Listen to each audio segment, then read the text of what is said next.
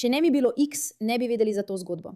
In si lahko predstavljate moje presenečenje, ko sem zjutraj brskala po aplikaciji, kot to običajno počnem, in naletim na to sliko, ki je nato vodila do videoposnetka, ki vam ga tukaj ne bom pokazala. Lahko si ga ogledate sami, gre za afriškega migranta, ki je poskušal obglaviti belega moškega na ulicah Belfasta.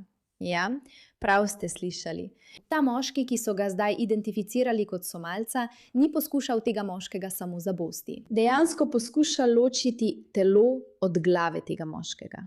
O tem dogodku sicer ne bi vedeli ničesar. Ker tisto, kar sem naredila takoj po ogledu tega videa, potem ko sem seveda skoraj bruhala, se mi je bilo slabo in gnusilo se mi je in sem bila polna besa, je bilo naslednje. Šla sem pogledat novice, da bi videla, kaj lahko najdem o tem, kaj se dogaja.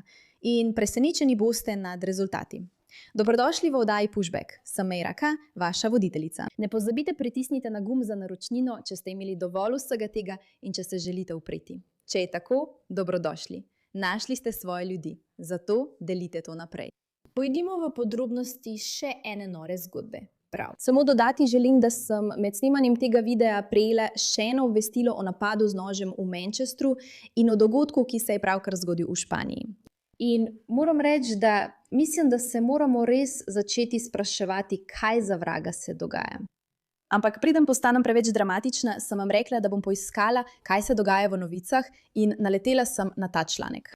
Moški je odpeljan v bolnišnico s hudimi poškodbami po zabodu z nožem.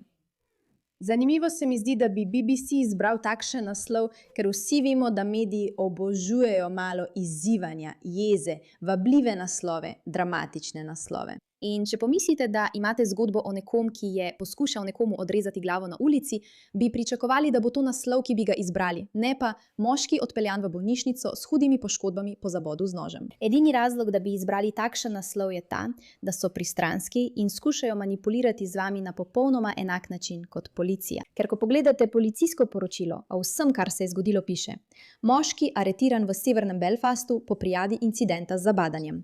Podrobnosti tukaj. Incident z zabadanjem, oprostite. To ni incident z zabadanjem. To je poskus usmrtitve z obglavljenjem na ulicah Belfasta. Dobra novica je, da ker X obstaja, so ljudje zdaj tega zavedajo. In ko rečem zavedajo, mislim besni, razjarjeni, jezni preko vsake mere. Poglejmo si malo, kaj ima zapovedati Katie Hopkins. Nujne novice tukaj na planetu norosti, tukaj v popolnoma nori Britaniji. Najprej BBC poroča, da so moškega odpeljali v bolnišnico s hudimi poškodbami po zabadanju v Belfastu. Vsaj priznavajo, da je šlo za hudo poškodbo. Zelo prijazno od njih, kaj ne? Res zelo prijazno. Naj ti to popravim, BBC, prav? Beli moški je v bolnišnici z življenjsko nevarnimi poškodbami, ker mu je črni nezakoniti priseljenec z majhnim nožem poskušal odsekati glavo na ulici. Z nožem je žagal po moškem vratu, medtem ko je ta ječal. Zdaj pa je v bolnišnici. Žensko, ki je bila priča napadu, so morali odpeljati v bolnišnico, ker je bila v globokem šoku, ko je videla takšno grozoto na ulicah Severne Irske. Mislim, zakaj bi vas bilo groza, če hodite po ulici in vidite, da nekdo poskuša nekomu odrezati glavo? Zakaj bi to koga prestrašilo? Mislim, to je nova norma, po mnenju BBC-ja.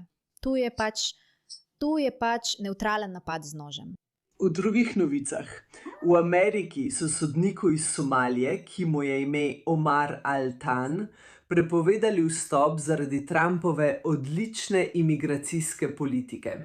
In morda boste rekli, ta ubogi sodnik, ta ubogi človek. Ja, ampak tako deluje odlična imigracijska politika. Morda zadržite nekaj dobrih ljudi, vendar zadržite tudi tiste zlobneže, ki pridejo sem, da bi nam poskušali odrezati glave.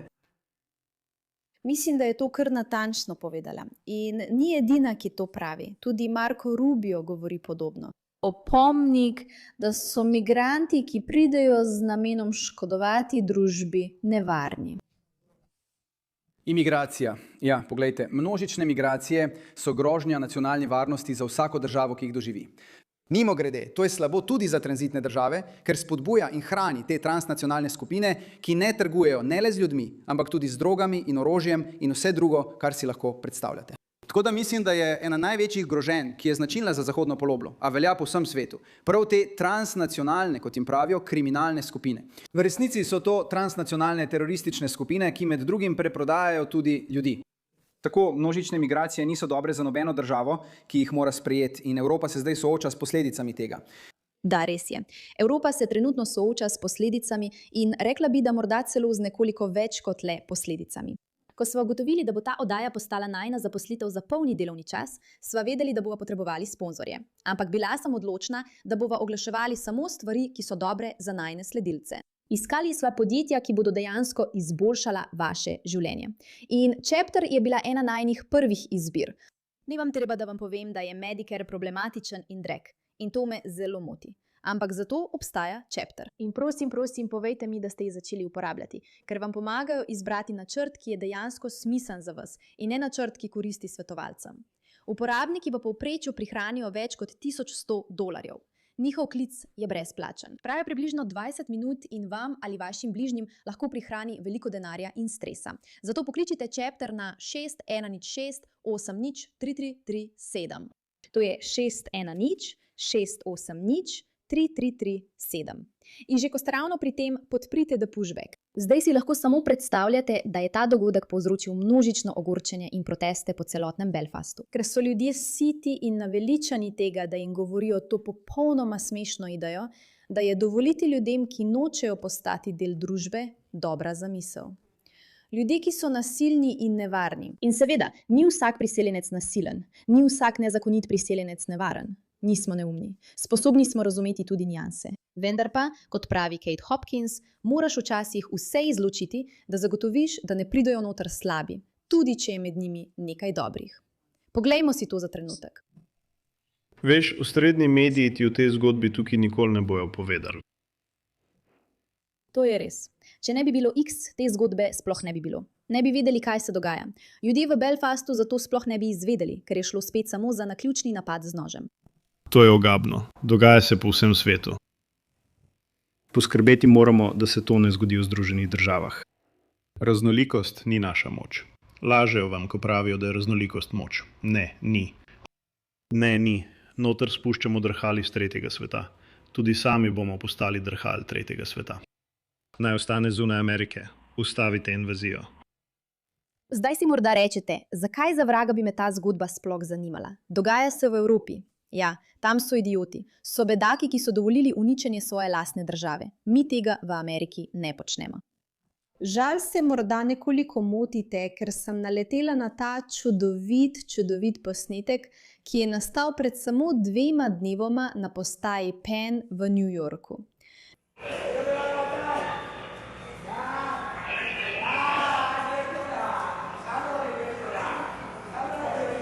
Za tiste, ki ne vidite, kaj je na tem posnetku. Afričan je 7. junija 2026 okoli 19. ure zabodel 6 ljudi v napadu pred in v notranjosti postaje Penn v New Yorku. To zdaj postaja že nekakšna mednarodna pandemija, bi rekla. Pandemija, zaradi katere moramo biti dejansko zaskrbljeni. Zdaj se ti ljudje na Irskem združujejo, zapirajo ulice, protestirajo, ker so resnično siti vsega. Ampak se sprašujem, ali ne mislimo, da bi moralo več držav skrbeti, kaj se dogaja? Naprimer, Joey Maniriano je pravkar objavil tole. 36-letni maroški migrant je bil aretiran zaradi posilstva avtistične mladoletne deklice v kopalnici kebab restauracije v Deni v Španiji. Deklica je bila zunaj na večerji s svojo družino. Moški pristopi k njim, trdi, da je Belgijec. Pravi, da živi v mestu že 10 let. Se pogovarja z njimi, celo da svojo telefonsko številko, da bi vzbudil zaupanje. Kmalu zatem gre ranljiva avtistična deklica na stranišče. Oni sledi. Noter. Zagrabil jo je, jo na silo poljubil, ji snel hlače in to lahko preberete tukaj. Ne bom tega izrekla na glas, ker mi je ob tem slabo. Posilil jo je, medtem ko je fotografiral napad. Njen oče je opazil, da je predolgo ni bilo nazaj in ko sta bila doma, se je zlomila in mu povedala, kaj se je zgodilo. Hitro so jo odpeljali v bolnišnico na forenzični pregled. Policija ga je identificirala. Žrtev in njena družina so ga prepoznali na fotografijah. Na njegovem telefonu pa so našli izbrisano fotografijo iz kopalnice. Celo potem je še vedno pošiljal sporočila dekletu in jo skušal prepričati, naj pride k njemu domov. Najprej smrtna kazen za tega parazita. Drugič, takojšnja deportacija za vse migrante, ki so bili z njim v stiku. Ali začnemo odgovornost za to pripisovati celotni skupnosti ali pa se to nikoli ne ne konča. Če eden naredi napako, naj se vsi množično preselijo nazaj. In mislim, da glede na to, da so pred 2 urama v novicah poročali, da je šola Co-op Academy v Manchesteru danes zjutraj prešla v varnostno zaporo, potem ko so bili 3 učenci zabodeni. Reševalne službe so bile na prizorišču ob 9:30 zjutraj. Nimam pojma, kdo so ljudje, ki so povzročili zabudanje v Manchesteru. Ne moram se pretvarjati, da to vem, ampak v tem trenutku si moramo res začeti postavljati vprašanje, kaj za vraga se dogaja. In imam močan občutek, da ima to nekaj opraviti z medijskim poročanjem in popolnimi lažmi, ki jih vidimo pri naših voditeljih po celotnem političnem spektru. Politike, guvernerji, slišim vas reči. No ja, ne. Žena in otroci novega vodje Islamske države v Somaliji, ISIS-a, živijo v socialnih stanovanjih v Slavu. Mimogrede, to je iz leta 2025. A dejstvo, da pripadniki ISIS-a živijo v Združenem kraljestvu na račun vašega davkoplačevalskega denarja, bi vas moralo skrbeti. In res se morate vprašati, kako je mogoče, da vaša vlada in vaši mediji to dopuščajo. In rekla bi, da ima tovrstno poročanje morda nekaj s tem. Povejte mi, kaj imate za povedati.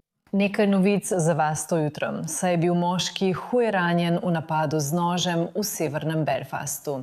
Policija Severne Irske je sporočila, da so bili policisti poklicani na Kinnear Avenue okoli 22:30.